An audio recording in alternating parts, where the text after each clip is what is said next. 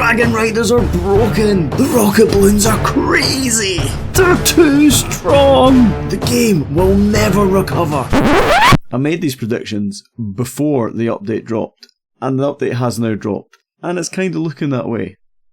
But it was to be expected. Game developers and players are always after perfect balance in games. But what a player means by this, and what a developer means, are slightly different. Balance for developers means every part of the game being played. In Warzone, for example, there's constant adjustments to the guns in terms of their effective range, their fire rate, all these tiny little tweaks. And they're trying to ensure an even use of all the weapon types throughout the game. This allows for different play styles and different types of gameplay, and also for different experiences of the game. But also so that something they've added isn't a waste of their time. And by time I mean money. In Clash Royale, this balance is to guard against there being a meta breaking deck, but also to encourage you to invest in cards that you might not like as much, and ultimately to possibly spend some money on the game. So in Clash of Clans, balance takes the form of there being no one single dominating troop or army. Witches had a period of this, and most recently it was Infernal Drags and Skeletons. So often the adjustments that Supercell are making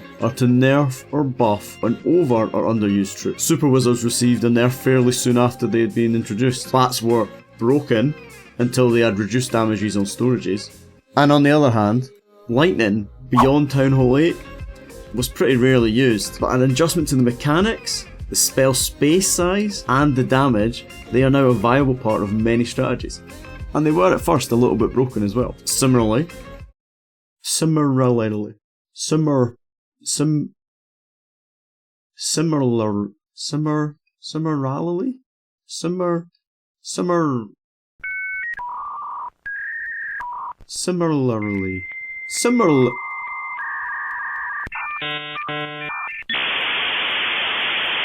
also, with clone spells, they were hardly used when there was 4 spell spaces used, but when they were reduced to 3 spell spaces, they've become much more viable. Super troops were a great addition to the game. Yes, we may long for a time when wallbreaker fails were a big thing, but in addition to being a dump for Dark Elixir, it increased the use of some underused troops. The most unlocked super troop is the Sneaky Goblin. The Goblin was a real Marmite troop. You either loved it or you hated it. I've always erred on the side of just not using them at all. They just seemed a bit pointless.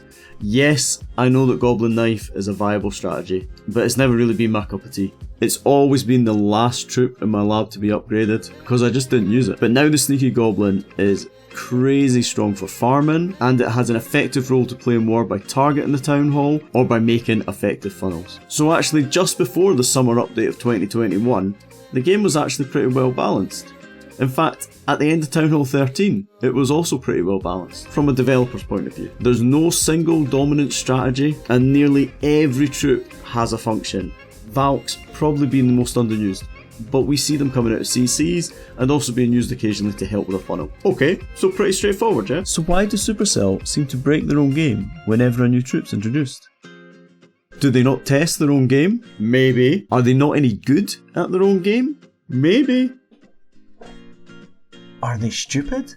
No. Let's go back to what we just said about wasting developers' time. And also developers' money. And bear that in mind when we think about a new troop being introduced. If a new troop is a bit then why would you invest time, gems, or potions to upgrade it? Think about the poor bowlers when they were first introduced. Their introduction was really exciting. This was one of the first new troops in a long time. They had this ability to bounce the rocks over into inside defences, possibly creating these awesome funnels, all sorts of stuff. They had great ideas, but they were underwhelming. They just weren't really used. Their housing space was quickly dropped from 8 to 6, and this made a huge difference, and suddenly overnight everything started to change. Bow Witch, super strong, a little bit spammy, became a really useful strategy. Bowlers became viable, people upgraded them, people spent resources and gems on getting them max as quickly as possible. And Supercell aren't the only developers to do this. I talked about Warzone earlier on. Whenever Warzone introduces a new gun, it's broken for at least a couple of weeks. It encourages people to unlock and upgrade the gun. It brings people back to the game. It encourages content creators to produce video after video on this new gun. It catches headlines, it brings people back to the game, and it encourages money to be spent. It's just good business. So as expected, the combination of a strong new troop levels, and defences that haven't been upgraded yet has resulted in a game-breaking update. What do the players want from balance? To a Clash of Clans player, balance is not always about an even use of troops, although sometimes it is. No one was a fan of the mass miner spam when miners were first introduced, and that unbalance in the game was very quickly met by miners receiving a bit of a nerf to the speed that they would move, the amount of time that they paused next to a defence once they destroyed the defence, and that helped to slow down their attack and make it not quite as strong. It was so dominant. Players are more interested in the balance between a loss and a win. So there's often calls of the game being too easy or broken, and examples of competitive players destroying bases with mass headhunters or alternate attacks, going perfect repeatedly. But this is a much harder nut to crack, and possibly one that Supercell doesn't want to crack. For every competitive player out there, there are thousands of casual players. Players that spend money on the game, but if the game is too hard for their less skilled and unpracticed attacks, then they'll drift away. Just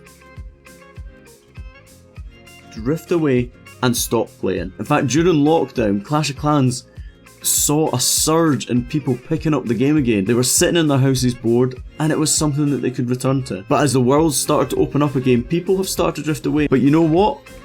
An OP new troop might be just the thing to bring them back again.